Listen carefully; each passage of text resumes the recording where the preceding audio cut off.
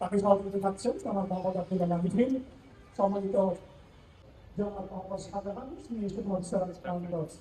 সঞ্চালন লাইনগুলো যে মানে দীর্ঘদিনের সঞ্চালন লাইন, এগুলো অনেকগুলো হয়তো কোথাও সরু, কোথাও হয়তো জং ধরা বা কোথাও হয়তো ক্ষতিগ্রস্ত হয়েছে।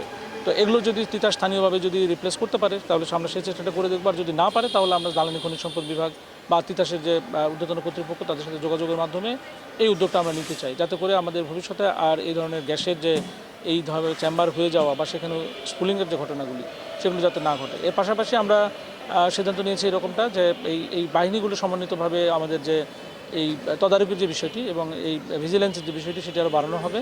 বিশেষ করে যে জায়গাগুলোতে পুরাতন সঞ্চালন লাইন রয়েছে সেই জায়গাগুলোতে চেক করা এবং সচেতনতামূলক কিছু কার্যক্রম ওই পাড়া মহল্লাগুলোতে জনগণকে নিয়ে, যাতে করে নিজেদের বাসার যে লাইনগুলো তারা যেন একটু চেক করে, যদি কোনো সন্দেহ হয় তাৎক্ষণিকভাবে যেন দায়িত্বপ্রাপ্ত কোনো টেকনিশিয়ান অথবা আমাদের যে সংস্থাগুলো তাদের প্রতিনিধিদেরকে যেন খবর দেওয়া হয় এবং তারা গিয়ে যেন চেক করে দেখতে পারে যে লাইনগুলো ঠিক আছে কিনা।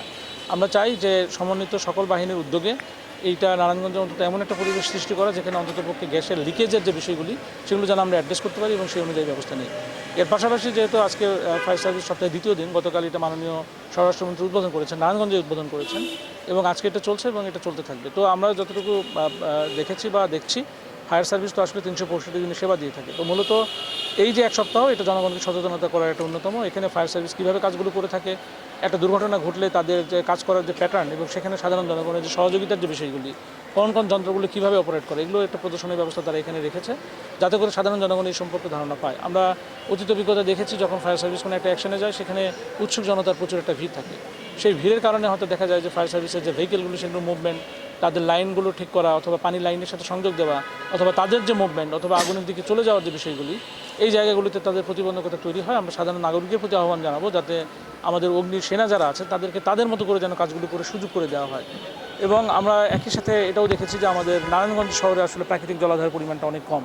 ফায়ার সার্ভিসের যখন অগ্নি সেনারা যখন এই আগুন নির্বাপনের জন্য কাজ করে থাকে তখন তাদের অনেক সময় কিন্তু পানির উৎস নিয়ে একটু সমস্যায় পড়তে হয় এবং যে স্টোরেজ ক্যাপাসিটি আছে তার চাইতে বেশি পানি তো অনেক সময় লাগতে পারে। তো সেই জন্য আপনারা জানেন যে মাননীয় প্রধানমন্ত্রীর নেতৃত্বে আমরা এই বিভিন্ন ধরনের খালগুলো খনন করছি। এই খালগুলোতে যদি পানি প্রবাহ থাকে সেক্ষেত্রে কিন্তু আমাদের এই পানি প্রবাহটা আমরা নিশ্চিত করতে পারবো। একইভাবে আমাদের নারায়ণগঞ্জে বেশ কিছু রাস্তাঘাট সরু আছে যেগুলোতে এই বড় ভেহিকেলগুলো আসলে মুভ করতে অসুবিধা হয়, এগুলো নিয়েও কাজ করছি আমরা। তবে একটু দীর্ঘমেয়াদী বিষয়, তবে চেষ্টা করছি আমরা যাতে এই শহরের প্রতিটি রাস্তাঘাট থেকে শুরু করে সব কিছু আমরা যাতে এমনভাবে এটা করতে পারি যাতে করে আমাদের এই ফায়ার সার্ভিসের যে ভেহিকেলগুলো সেগুলো মুভমেন্ট যেন ফ্রি থাকে।